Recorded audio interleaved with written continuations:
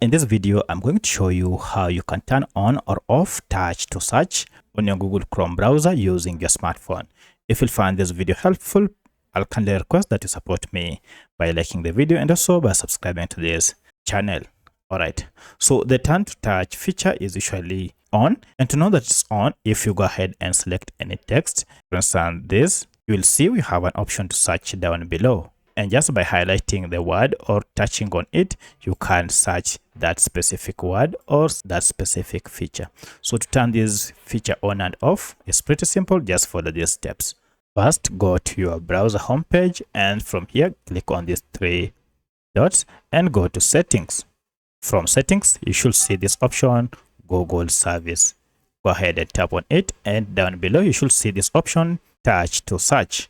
Currently, you can see it is turned off, and now if I go ahead and toggle this on, I'll have enabled it. Also go ahead and choose whether you want to include surrounding text in Google searches and turn it on.